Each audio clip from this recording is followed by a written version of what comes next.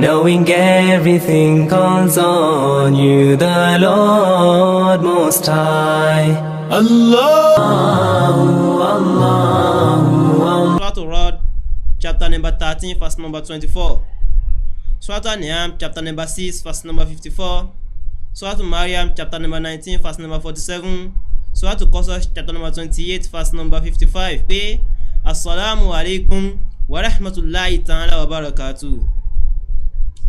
And bí Jesus Christ alayhi salam bóun dẹ̀ sí mọ́ kí àwọn disciples rẹ̀ nínú Bible ní Luke 24 verse 35 pé Shalom alaykum, with me peace be unto you. Àlàáfíà Ọlọ́run kó mọ bí èmi àti ẹnìkọ̀ọ̀kan wa. Ẹ̀yin ọmọ ìyá mi, tọ́píìkì wo la fẹ́ bá wa sọ̀rọ̀ lé lórí lónìí? Òun náà ni paradise for believer. Àlùjẹ́nnà fún àwọn tó bá gba ti Allah subhanahu wa ta'ala tó bá gbà gbọ́. Ẹ̀yin ọmọ ìyá mi, iṣẹ́ wo lèmi ó ṣe tí fi wà àlùjẹ́nnà? Iṣẹ́ wo lẹ́yìn ni ó ṣe tí fi wà àlùjẹ́nnà? Kí ni Allah subhanahu wa ta'ala kí ló bá wa sọ?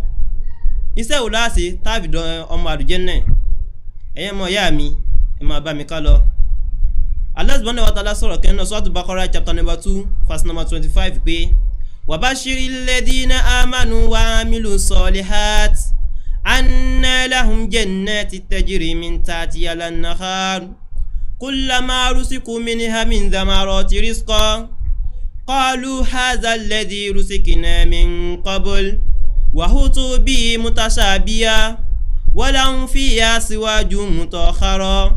wa hum fiha khalidun. Subhanallah. Nínú Surah Al-Baqarah chapter number 2 verse number 25, Allah subhanahu wa ta'ala sọ wípé wabashiri ladina amanu, a mọ̀ fún àwọn olùgbàgbọ́ òdodo, a mọ̀ fún wọn ní ìròdùnú.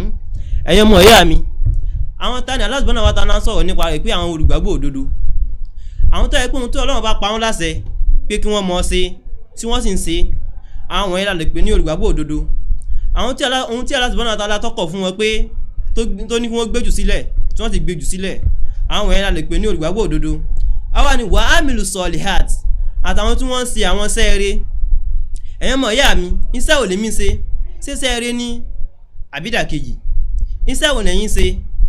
Dáadáa ni àbá ìdá? Ẹ máa bá mi ká lọ.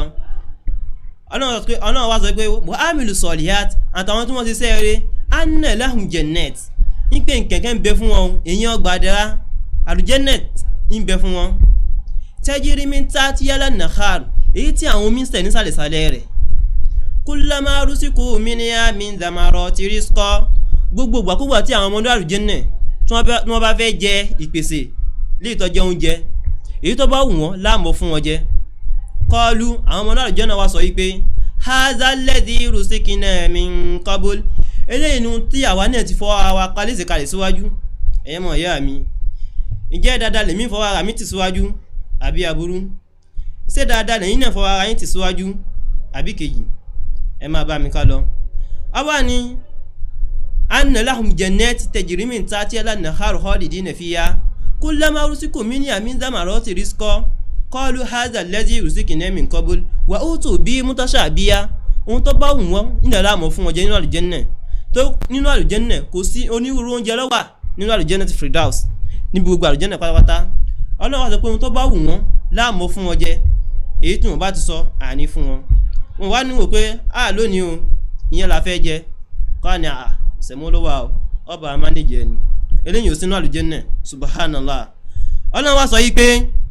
wá síwájú mutahhara, àtàwọn ọmọbìnrin ẹlẹ́yinjú ẹgẹ́ tí wọ́n wà nínú àlùjẹ́nnà. Hum fiha khalidun. Subhanallah. Wo bí Allah subhanahu wa ta'ala yìí sọ, ọ̀tọ̀ yìí pé hum fiha khalidun. Gbogbo àwọn tá a dákọ ni ó gbére ní àwọn máa sì lọ nínú àlùjánnà subhanallah. Lábẹ́ fásì hadith kan wà lábẹ́ rẹ̀ nínú Sahih Bukhari hadith number 3245 an Abi Hurairah radiyallahu anhu qala Rasulullah sallallahu alaihi wasallam hawwalu sumurati talijul janna suratuhum ala suratil qamari laylatal badr la yabsukuna fiha wala yamtakhituna wala dagawatun aniyatuhum fi az-zahabi amsatuhum min az-zahabi wal fidda wa majamiruhum al-alwat wa rashihuhum al-misku wa likulli wahidin minhum zawjatan yuramu khusukihima min wara'ihi lahami min al-usna la iktilafa bainahum wala tabaggud qulubuhum qalbu wahid yusabbihuna allaha bukratan wa asiya subhanallah. Ari hadisi nínú Sahih Bukhari hadith number 3245 oni ani Abi Hurairah agbaya hadisi wa lọ́dọ̀ Abu Hurairah radiyallahu anhu kí Ọlọ́run bá yọ́nú sí qala ó sọ pé qala Rasulullah sallallahu alaihi wasallam Ànábì kí àtọ̀lọ́ Ọlọ́run kó máa bá ó sọ wípé awwalu sumurati talijul janna ìjọ àkọ́kọ́ tí kọ́kọ́ wọnà àlùjánnà ìjọ àkọ́kọ́ tí kọ́kọ́ ṣe kíni o tí kọ́kọ́ wọnà àlùjánnà Ànábì sọ pé suratuhum àwòrán wọn o ala suratul qamari laylatal badr àwòrán wọn ní ó rẹwà ní ó mọ́ gẹ́gẹ́ bí àwòrán òṣùpá nígbà tó bá mọ́lẹ̀ gbò gẹ́gẹ́ bí òṣùpá ọjọ́ kẹrìnlá gbogbo aláwọ̀ bí ó mọ́ mọ́lẹ̀ suratuhum ala suratul qamari laylatal badr Ànábì wá sọ pé la yabsukuna fiha wala yamtakhituna wala tagawatun àwọn ọmọ àlùjánnà wọn ní mọ́ dẹ́gbin wọn ní mọ́ síntọ́ yàgbẹ́ tọ̀ àbí so àbí kí wọ́n mọ́ sí kí ó sùn èyí ò sí fún àwọn ọmọ àlùjánnà mọ́ subhanallah. Ànábì wá ní wọ́n máa jẹ àmìrúhùn àlùwát wọn tó mọ̀ wá bẹ̀lẹ̀ àwọn ọjọ́ náà jẹ́ igi kẹta mọ̀ sí igi alúwà wàrọ́ọ̀ṣì hùn mọ̀lẹ́mísìkì àágùn ara gínà náà máa rùn bíi tùràrí àlìmísìkì subhanallah. àwọn yìí tó máa lọ wàrọ́ọ̀ṣì hùn mọ̀lẹ́mísìkì wàlíkólè wáhídù mínú zawjatan á mọ̀ wá fún ọkùnrin kọ̀ọ̀kan níyàwó méjì méjì nínú wọn yóò rọ̀ mú khusukihima min wara'ihi lahami min al-usna débi tó yẹ pé àwọn ìyàwó tó náà bá sọ pé wọ́n fún wọn ní ẹ̀wà débi tó yẹ pé èyàn fẹ́ lè mọ ohun egun ẹran wọn nínú ara ẹran wọn Ànábì ní min al-usna nínú ẹwà wọn la iktilafa bainahum wala tabaggud kò ní sí ìyapa àbí ìbínú àbí ìkórira ìpẹ̀gìn kò ní sí láàrin wọn qulubuhum qalbun wahidun ọkàn gbogbo wọn ni ó di ọkàn ẹyọ̀kan tó gbogbo wọn fi mọ̀ ṣọ̀kan yusabbihuna Allaha wọ́n mọ̀ wá ṣàfọ̀mọ́ fún Ọlọ́run ọba wọn fún gbogbo ohun tó ṣe yẹn wọ́n mọ̀ ṣàfọ̀mọ́ fún bukratan wa asiya wọ́n mọ̀ ṣàfọ̀mọ́ fún ní àárọ̀ àti ní ìrọ̀lẹ́ nítorí pé àwọn àlùjánnà kò sí òkú nínú ọ̀rọ̀ wọn mọ́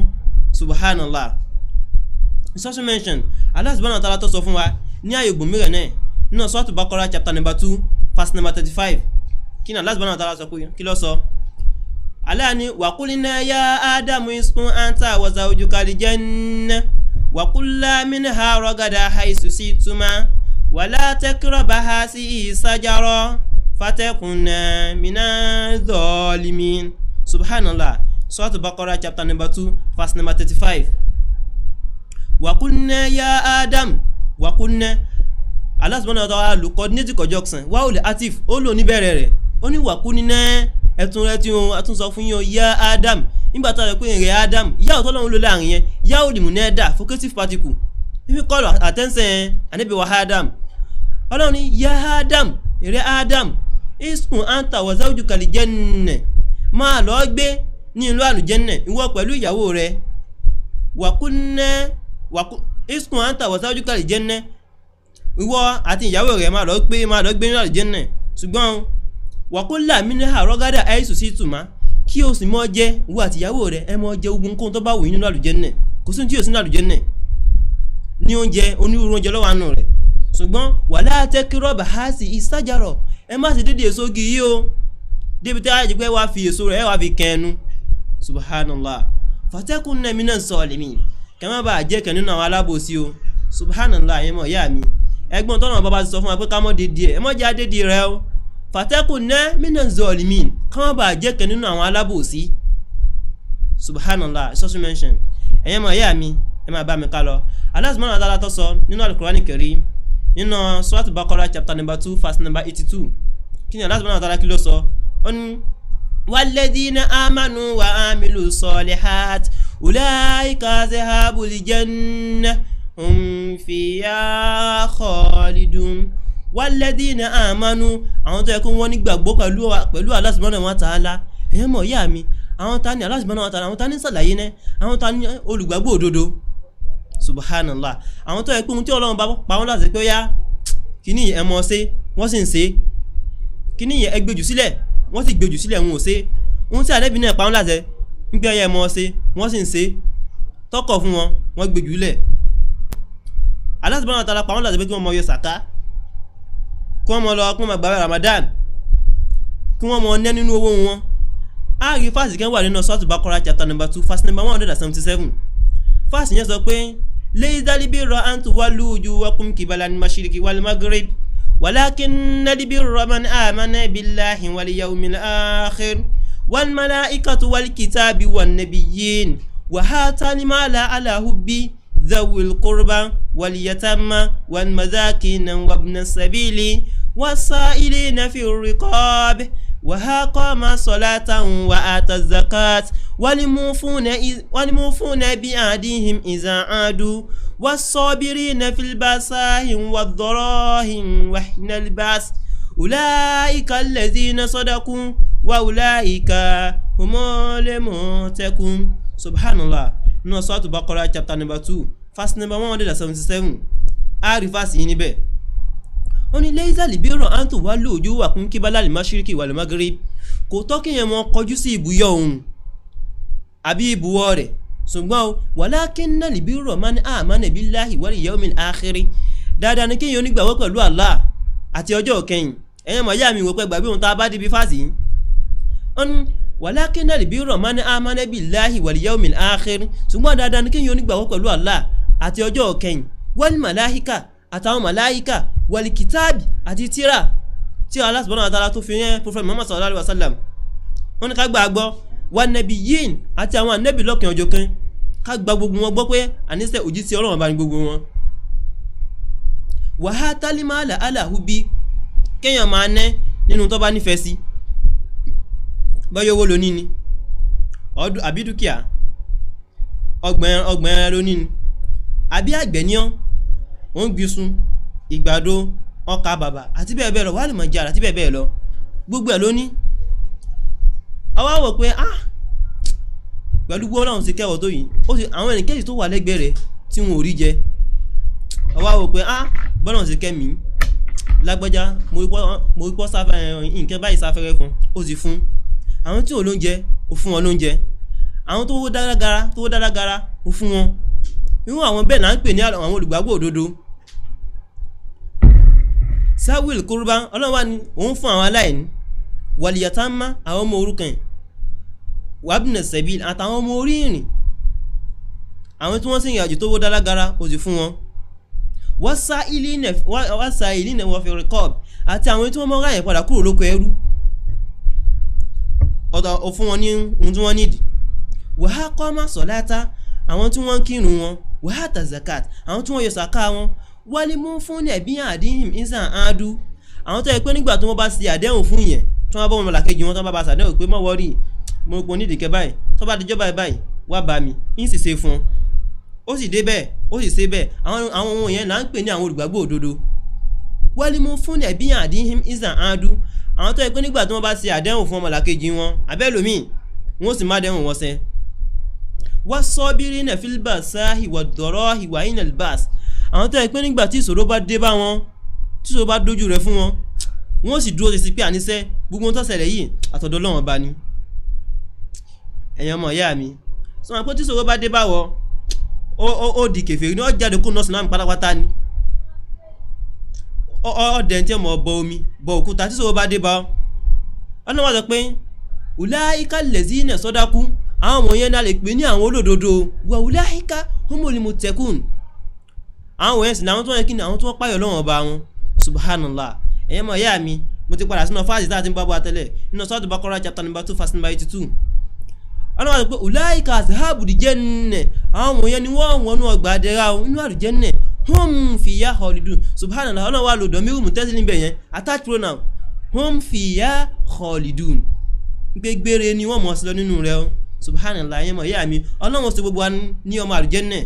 ọlọ́run ní tiwa lọ́mọ ọ̀nẹ́ fásì yìí tún wà ń lọ iná sọ́tún Baqarah chapter number 2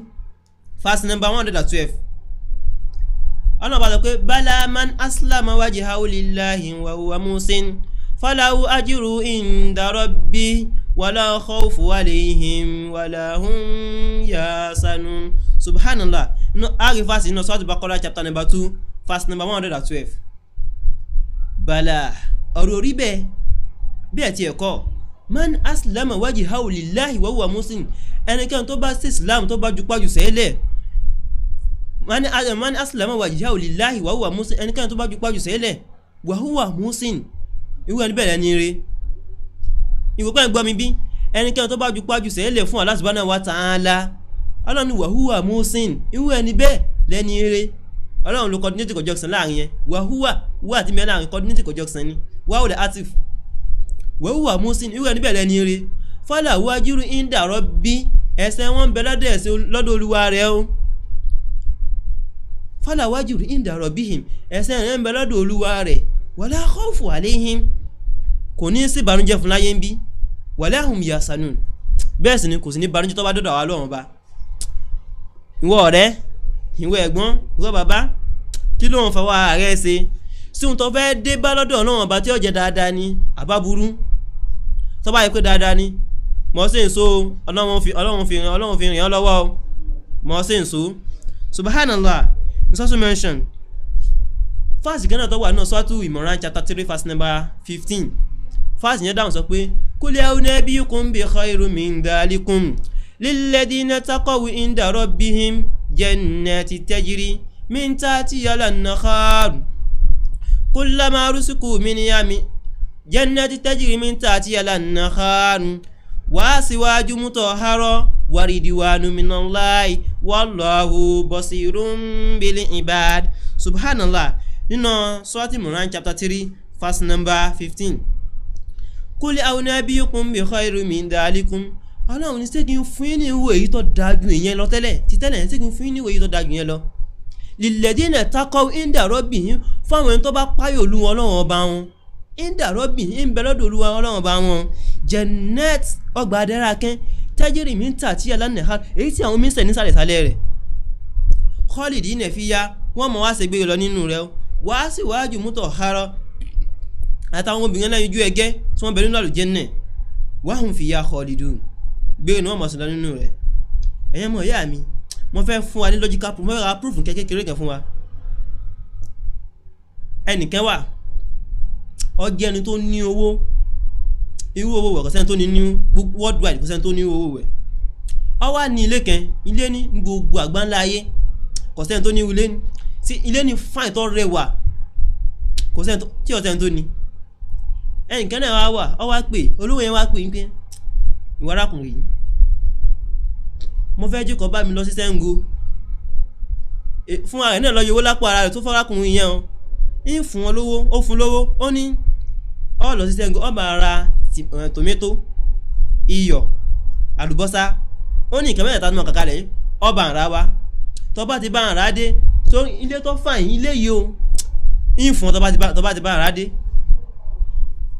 òun ní ẹ̀lọ́dẹ̀ yọwó lápò ara rẹ̀ tó fún arákùnrin yẹn bá gbéra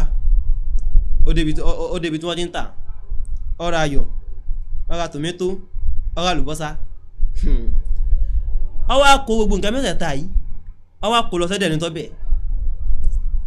ó wá ní èrè bàbá ohun tó ọ̀bẹ̀ mi mo ti ràádìí ohun níyì ó wá gbà lọ ó wá fi tìdùnnú ó fi gbà lọ rẹ̀ pé ohun tí mo sì bẹ̀ ó sì ríra ó yá kọ́kọ́rọ́ gbogbo léyìí ni kọ́kọ́rọ́ léyìí ni ìwé léyìí ni ó yá gbà mo sì fún ó sì pín àdéhùn rẹ̀ ẹ̀yin ẹ wò bínú arákùnrin ìyàwó bínú ó ṣe dùn tó ṣe mọ̀ pé oore ilé ayé nìkan ni oore ilé ayé nìkan ló ti kó lé yẹn o káwá àgbò tèyí tó jẹ́ pé tinú àlùjánnà ẹ̀yin ọmọ ìyá mi sì ẹ̀ka mọ̀ jáàdù fún ni wọ́n mi tá padà lọ́ọ́ dé sí subhanallah ẹ wò bínú arákùnrin yóò ṣe dùn tó ládùúgbò gbogbo ohun tó ṣe fún ilé ńláńlá ilé jìmìrà ó sì gbé fún gbogbo kọ́kọ́rọ́ tó wà nínú ilé ní tó ti pa gbogbo ẹ̀ ló kó fún gbogbo òwe ilé ó sì kó gbogbo ẹ̀ fún ẹ wo bínú ó ṣe dùn tó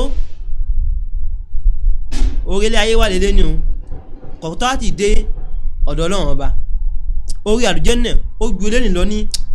ìlọ́pọ̀ ilé dákọ̀ rẹ̀ ní tó jù lọ dé subhanallah iná Suratul Baqarah Suratul Imran chapter 3 verse number 15 tá à ń bá lọ àwọn àtọ̀ pé wà á sì wájú mútọ̀ ọ̀hárọ́ tí wọ́n ní àwọn ọmọbìnrin náà ojú ẹgẹ́ tó wọ́n wà nínú àlùjànnà hum fiya khalidun ọ̀tọ̀ àlọ́ dọ̀míru muttasil níbẹ̀ ni hum dọ̀míru muttasil attached pronoun hum fiya khalidun wọ́n máa wá ṣègbére lọ nínú rẹ̀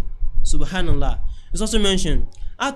in Suratul Imran chapter 3 verse number 135 and 136 fásitì kẹ́nà tó wà nínú àyà yẹn wọ́n ní walladhina idha fa'alu fahishatan aw zalamu anfusahum dhakarullaha fastaghfaru li dhunubihim wa ma yaghfiru dhunuba illa Allah wa lam yusiru ala ma fa'alu wa hum ya'lamun ulaika jazaahum maghfiratun min rabbihim wa jannatin tajri min tahtiha al-anharu khalidina fiha wa ni'ma ajrul amilin subhanallah inú Suratul Imran chapter number 3 verse number 135 136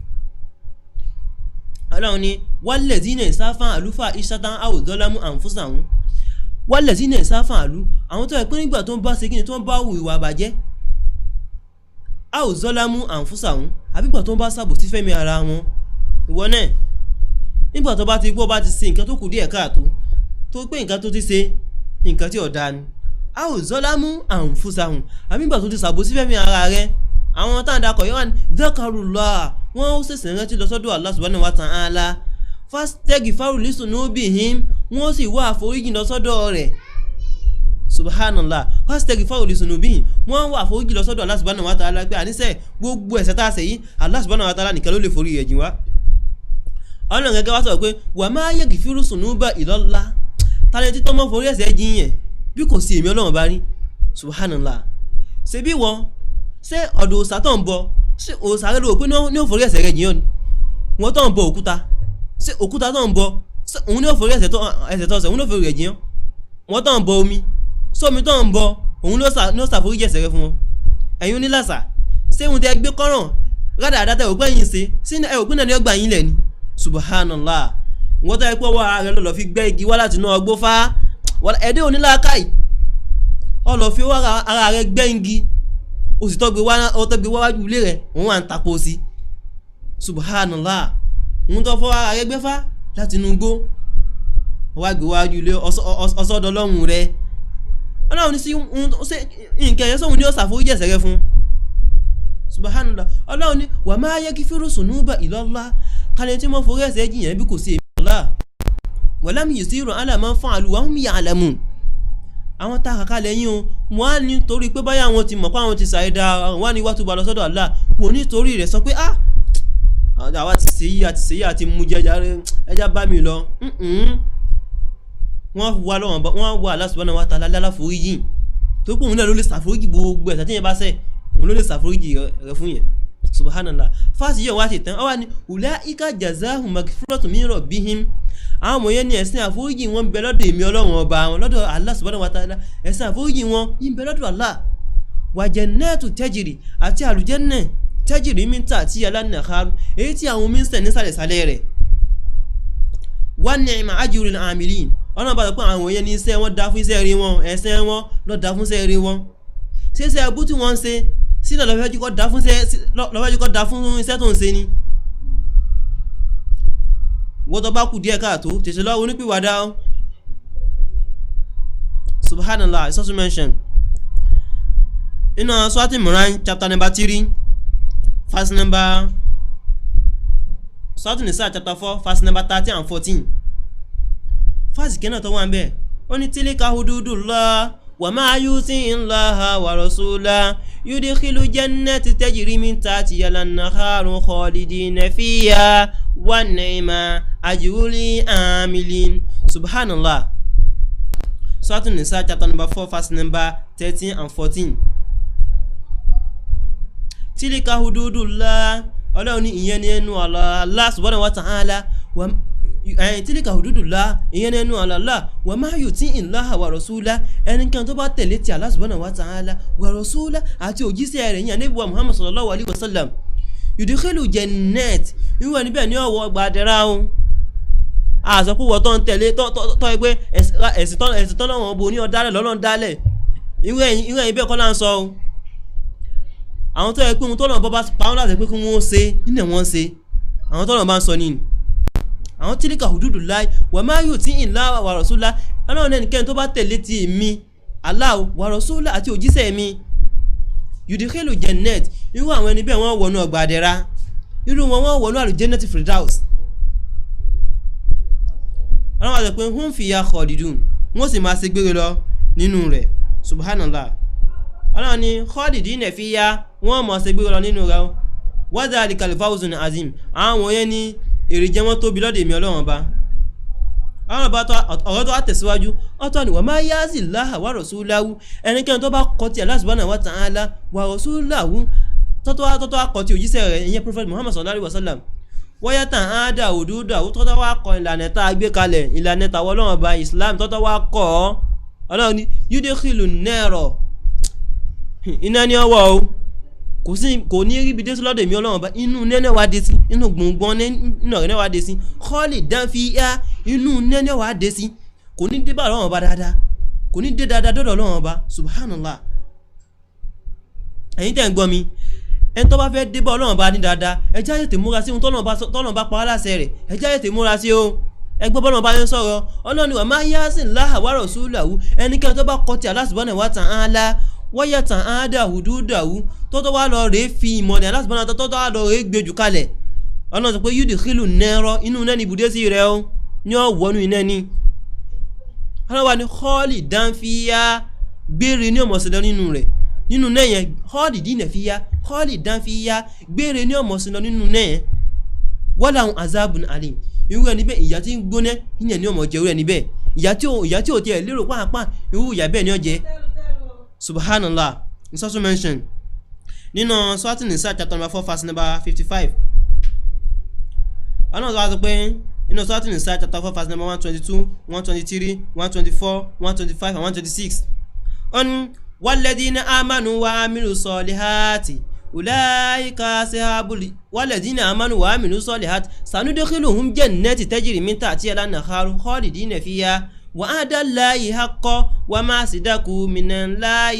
كلا ليس بأمانكم ولا أمان أهل الكتاب من يعمل سوءا يجزى به ولا يجد له من دون الله وليا ولا نصير ومن يعمل من الصالحات من ذكر أو أنثى وهو مؤمن فأولئك يدخلون الجنة ولا يظلمون نكيرا سبحان الله nínú Surah An-Nisa chapter number 4 verse number 122 123 124 125 up to 126 Ọlọ́run ní walladhina amanu àwọn tó yẹ kí wọ́n gba Allah subhanahu wa ta'ala wọ́n gba gbọ́ o wa amilu solihati àtàwọn tí wọ́n ṣiṣẹ́ rere Ọlọ́run bá ní sanudkhiluhum jannat irú àwọn bẹ́ẹ̀ o irú wọn lákò wọnú ọgbà àdẹ̀ra irú wọn ní ọ̀wọ́nú àlùjánnà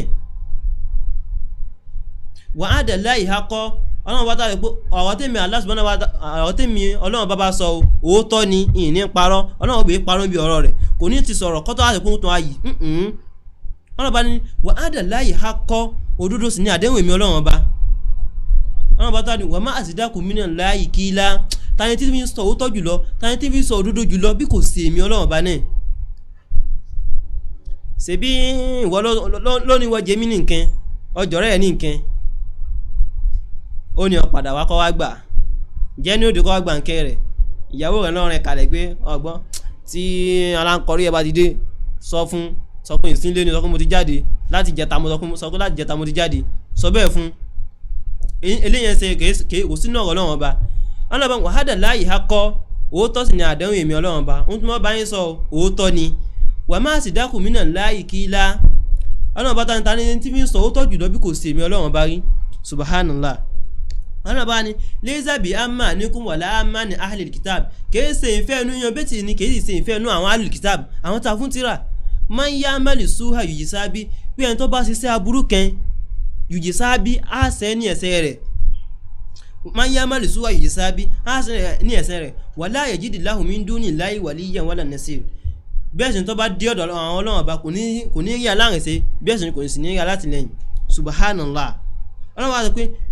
wa man ya'mal su'a yujisabi wa man ya'mal minas solihati ẹnikẹ́ni tó bá ṣiṣẹ́ rẹ̀ o yujisabi min dhakari nínú akọni aw unsa tàbí abo min dhakari aw unsa nínú akọ tàbí abo wa huwa mu'min irú ẹni bẹ́ẹ̀ lẹ́ni rẹ̀ o ẹni tó bá ti ṣiṣẹ́ rẹ̀ bóyá akọni tàbí abo yujisabi á ṣe ní ẹ̀ṣẹ̀ rẹ̀ fa ulaika yadkhuluna al-jannata wa la yuslamuna nakira irú ẹni bẹ́ẹ̀ là ní sí àbòsí rẹ̀ kódà kó kiri bí ọmọ dàbínú à ní sàbòsí rẹ̀ pàápàá